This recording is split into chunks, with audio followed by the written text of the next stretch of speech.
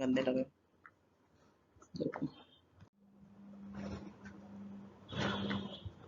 Hello everyone. So here we are to study polymers now.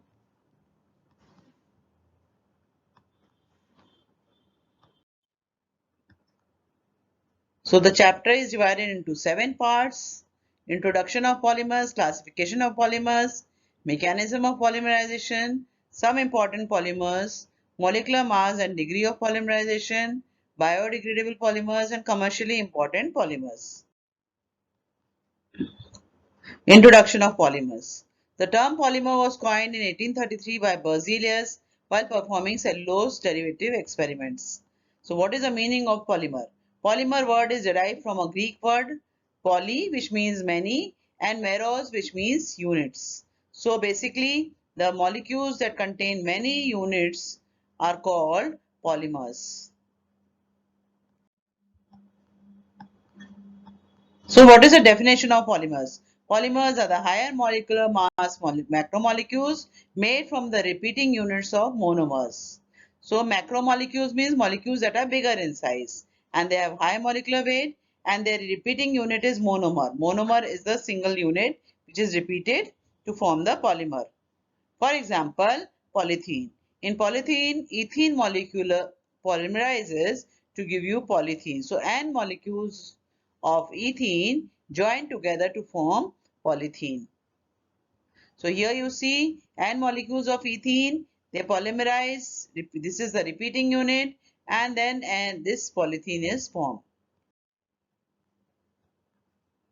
So another examples of the polymers are the biomolecules, the glucose monomer glucose forms polymer starch, then monomer glucose also forms cellulose, then alpha amino acids form protein, nucleotides form nucleic acid, ethene, N molecules of ethene form polythene, then N molecules of vinyl chloride form polyvinyl chloride, and isoprene forms natural rubber. So these monomers we have to remember, the monomers from which various polymers are made. Now what is the meaning of the word monomer? Monomer word originates from the Greek word where mono means single and meros means unit. So the single unit which is repeated to form a polymer is called monomer.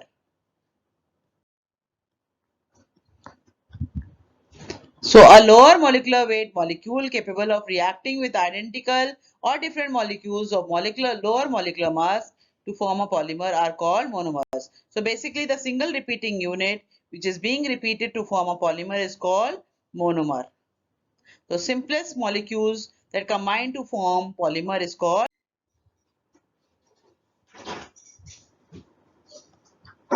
In this table, you can see the representation of polymer, the monomer, the repeating units, and the polymers. So, N molecules of A form the repeating unit, the two linkages open up, and they polymerize to give you A whole N.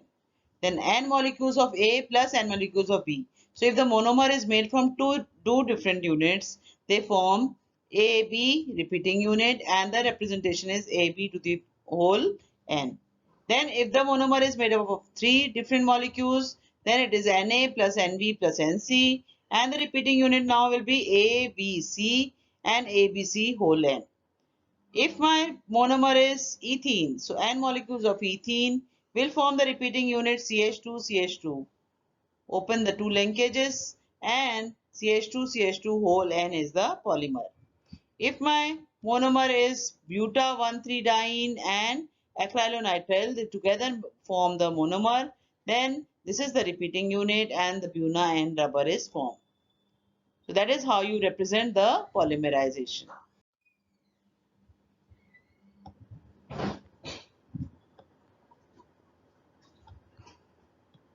Now what is polymerization?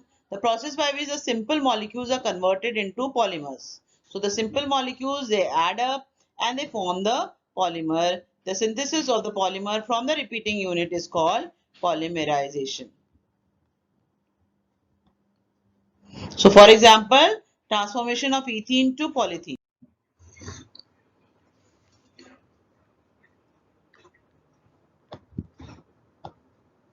Polymers are inorganic, for example, silicones, as well as organic, example, polythene. Organic biopolymers, for example, starch, plays a crucial role in living world. So we have heard of silicones. Silicones is the inorganic polymer.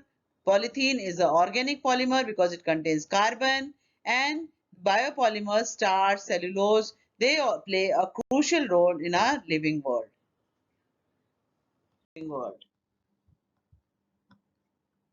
So all polymers are macromolecules, but all macromolecules are not polymers because macromolecules do not contain the repeating unit of monomers. For example, chlorophyll and hemoglobin, these are macromolecules, but they are not polymers because they are not made up of repeating units. They are not made up of monomers. They are only larger in size and they contain many atoms joined together and they form a bigger size molecule, that is hemoglobin and chlorophyll. So because they do not have repeating unit monomers, they are not polymers.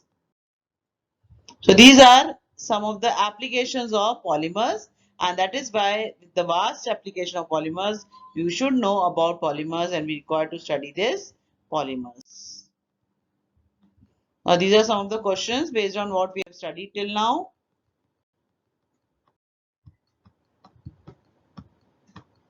You can solve these questions.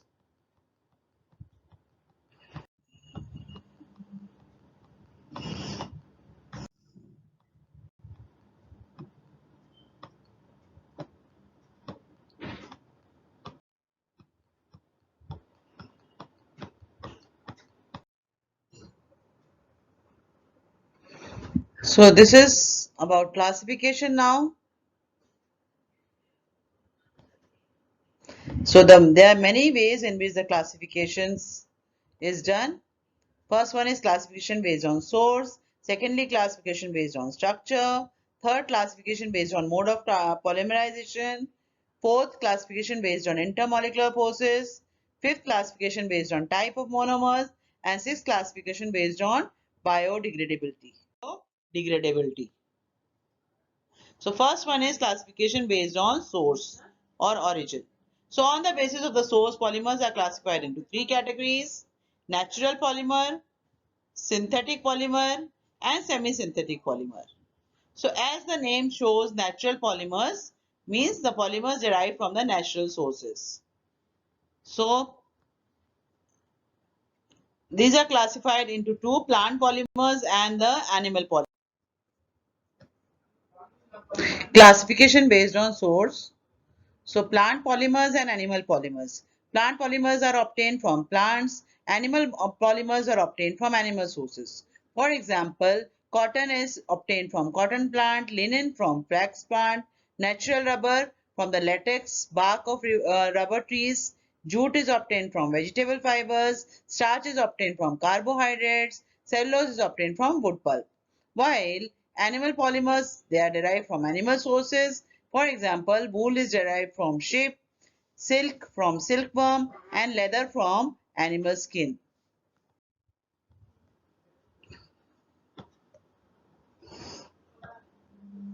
Then semi-synthetic polymers. Semi-synthetic polymers are actually the natural polymers, but they are treated with chemicals or modified so that their tensile strength, appearance, luster becomes good. So these are also called the regenerated fibers. An example is cellulose derivatives, cellulose acetate rayon, cellulose nitrate, viscose rayon, and cuprammonium rayon. So basically, the natural fibers are chemically treated to increase their quality, and they are called regenerated fibers. Semi-synthetic polymers are used in preparation of photographic films, cinema films, etc. Polymers which are synthesized in the lab are man-made are called synthetic polymers. So the third type is the synthetic polymers. So they are man-made.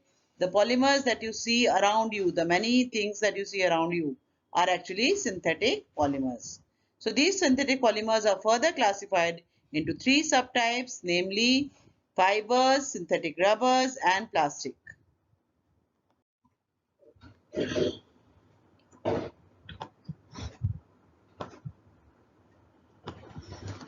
Examples are fibers, nylon 6, nylon 66, sterylene, synthetic rubbers, buna-S, buna-N, neoprene rubber, butyl rubber, and plastics, polythene, polyvinyl chloride, polypropylene, Teflon, Orlon, polystyrene, and bakelite.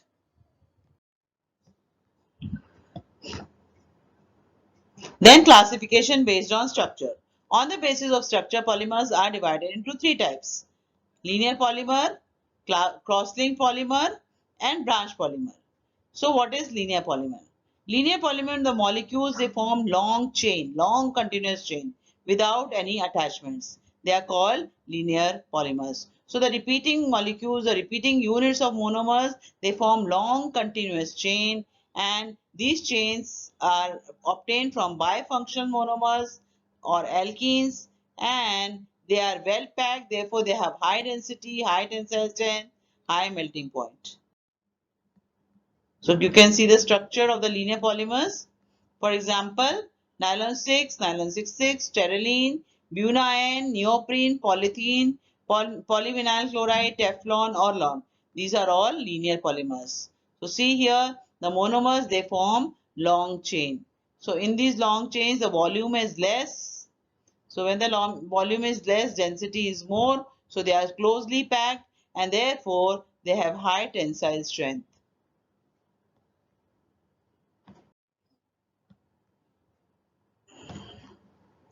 Then branch chain polymers. So branch chain polymers is basically the two-dimensional structure. In this, polymer formed by combination of repeating units have continuous chain, but in between the chains there are branches. So because of the branches, they have it is obtained from monomers having three functional groups or having side chains. So because of the branch, they are irregularly packed. They have low density, low tensile strength, low melting point than the linear polymers. For example, starch and cellulose, buna-S, butyl rubber, polythene, and polypropylene. So in this, just see in the structural representation, this is a long molecule forming a linear chain, and in between you see branches. So these branches, because of these branches, the structure is loosely packed and the melting point is low. They have less tensile strength. Now cross-linked polymers. In the cross-linked polymers, the polymers formed by the strong covalent bonds of repeating units and have cross-network-like structure. That means the monomers, they form the long chain, and these long chains are cross-linked. And this is because of the polyfunctional group, and this makes the polymers hard, rigid because of this network structure. For example,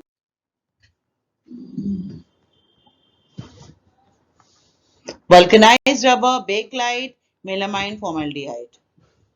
So in this you see the molecules, the monomers, they are forming long chains which are joined by the links, which makes them more hard.